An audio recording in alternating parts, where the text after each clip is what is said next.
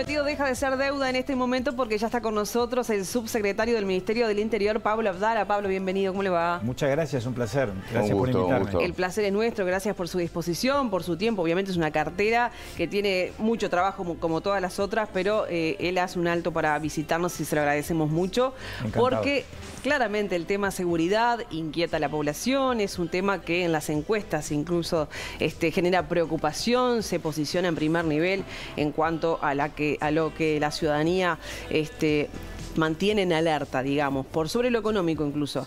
Por eso queremos preguntarlos cómo estamos posicionados en materia de seguridad, si están conformes con cómo se viene trabajando, con las cifras de delitos, una especie de balance sobre lo que están actuando, sobre lo que han actuado, sí, bien digo.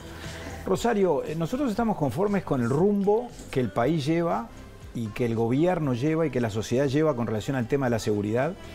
En cuanto a la política criminal que se instauró en el país en el año 2020, que a nuestro juicio es el camino correcto. ¿Qué ha implicado esa política? ¿Cuáles fueron los cambios que se sustanciaron en ese entonces y que se han venido consolidando? En primer lugar, modificaciones legales, una adecuación legal en la ley de urgente consideración, lo cual después fue además, como todos sabemos, ratificado por la población, que le dio nuevos instrumentos a la policía que han sido fundamentales durante todo este tiempo. En primer lugar, con relación al respaldo que la policía, desde el punto de vista legal, ha obtenido con relación a esos cambios específicamente que se impulsaron, la legítima defensa presunta, el agravante del homicidio cuando se comete contra un funcionario policial, la tipificación del delito de resistencia al arresto, por mencionar algunos ejemplos. Pero sobre todo y particularmente las modificaciones a la Ley de Procedimiento Policial y al Código del Proceso Penal en lo que respecta a los procedimientos policiales, a la posibilidad de realizar controles de vehículos, de personas, con mucho más eficiencia de lo que ocurría con anterioridad. Y a eso que hay que agregarle el respaldo que la policía ha venido obteniendo, que en primer lugar fue político, institucional, moral, si se quiere, en cuanto a su actuación, pero que después tuvo el correlato de un incremento de la inversión, de un mayor y mejor equipamiento, de muchísima tecnología, una gran inversión en materia tecnológica. Pongo solo un ejemplo para graficarlo. Las cámaras de videovigilancia que han venido a cumplir una labor muy importante en la prevención, en la represión y en el esclarecimiento de los delitos, se duplicaron y algo más. Cuando asumió este gobierno había aproximadamente 5.900, algo menos de 6.000 cámaras. Vamos a terminar la administración con más de 13.000. Pero eso hay que agregarle los nuevos escáneres, hay que agregarle el sistema de detector de disparos, del que tanto se ha hablado. Y un despliegue policial distinto, es decir, una nueva estrategia, un nuevo concepto del trabajo de la policía en el territorio. ¿Todo está bien? Por supuesto que no. ¿Hay que seguir avanzando? Sin duda. ¿Una sociedad sin delito es concebible? Es inconcebible. Ahora, los resultados, sin embargo, parecen indicar que, bueno, que este es el camino que hay que transitar. Ya redondeo, sí. La caída de las rapiñas, de los hurtos, del abigeato. Ayer estuve en Florida en la conmemoración del 4º año de la Dirección Nacional de Seguridad Rural que se creó en esta administración. La caída del abigeato fue espectacular. En el medio rural eso ha sido fundamental, a menos de la mitad. Los homicidios están altos y están altos. Es lo que más preocupa, los homicidios, claro, ¿no? Por la violencia que generan, por la estridencia que generan, porque nos impactamos mucho cuando vemos determinadas escenas en la televisión, como es lógico. El tema es que los homicidios son muy difíciles de prevenir policialmente, porque hay que inscribirlos en el tema de la seguridad en un sentido más amplio que la gestión policial. Hay una participación del narcotráfico, sin duda, y eso se vincula con la policía.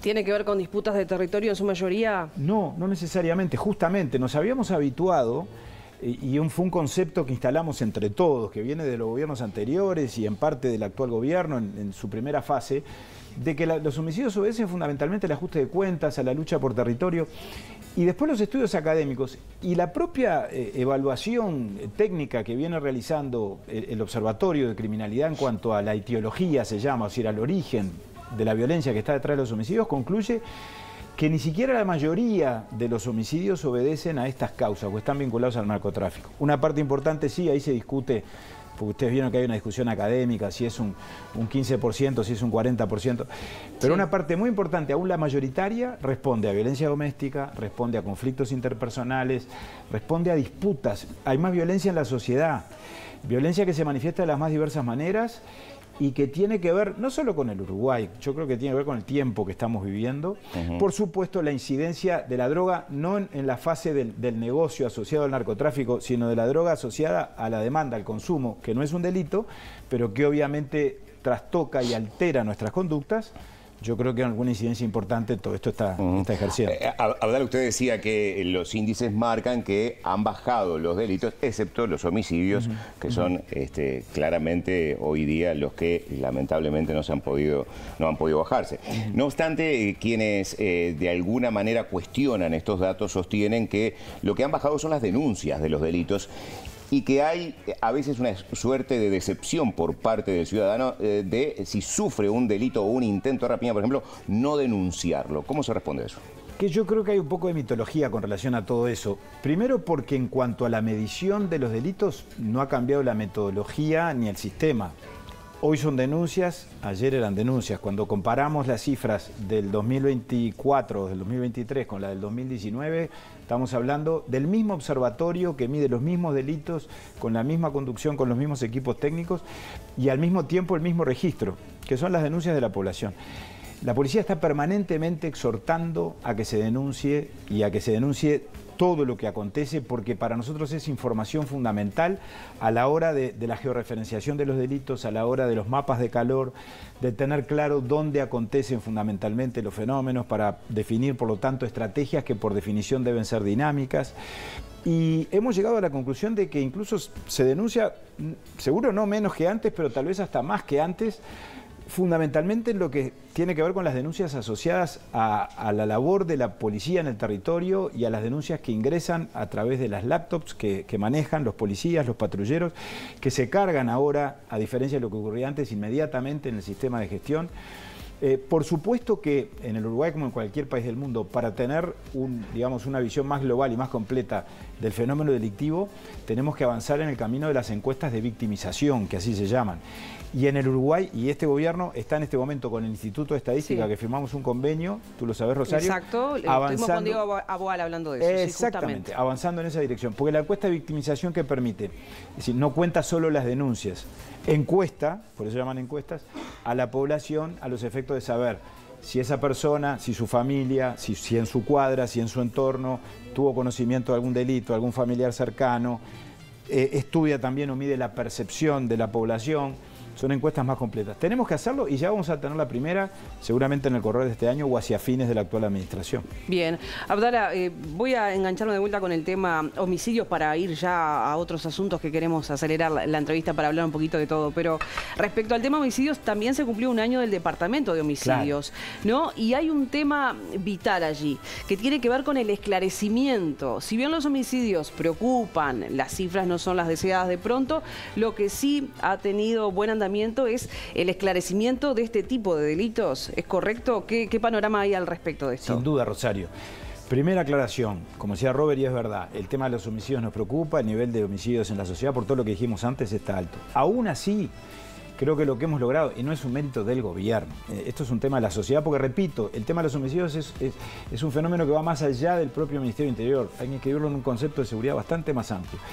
Pero por lo pronto se ha cortado la tendencia ascendente, que el año más alto que registra el observatorio es el 2018, que fueron 421. Correcto. El 2019 fueron 394. Un salto muy grande del 2017 al 2018 de 200 y tanto a 400 y pico, y después hemos estado allí, en 300 y tanto, 300 y pico.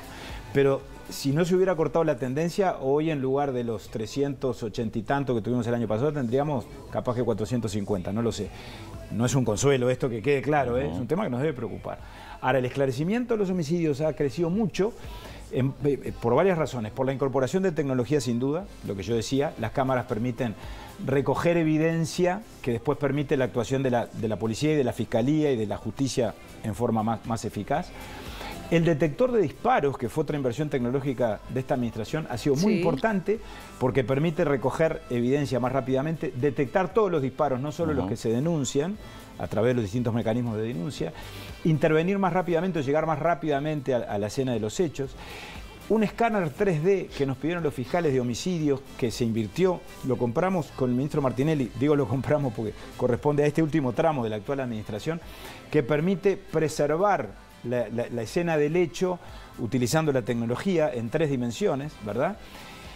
Y el Departamento de Homicidios, que ha sido un avance muy significativo que no existía antes, se creó dentro de hechos complejos, del área de hechos complejos, y ha permitido que con los fiscales de homicidios, que tenemos una excelente relación, y esto ustedes lo pueden cotejar hablando con ellos, porque lo han dicho públicamente, ahora hay 4 fiscales de homicidios, se acaba de incorporar uno más, eso es algo muy importante, y lo que hemos logrado es que haya un equipo de policías, de funcionarios policiales, trabajando con cada uno de los fiscales de homicidios, lo que ha permitido que se conozcan mejor, que se complementen mejor, que formen un equipo de trabajo que después redunda en lo que tenemos hoy. Cuando asumió esta administración, el esclarecimiento de los homicidios estaba por debajo del 50%. Ahora tenemos homicidios judicializados, donde ya hay formalizados o condenados, donde hay gente presa por homicidios, estamos en el entorno del 60%. Y a eso hay que agregar entre un 15 y un 20% más de hechos que están claros para la policía.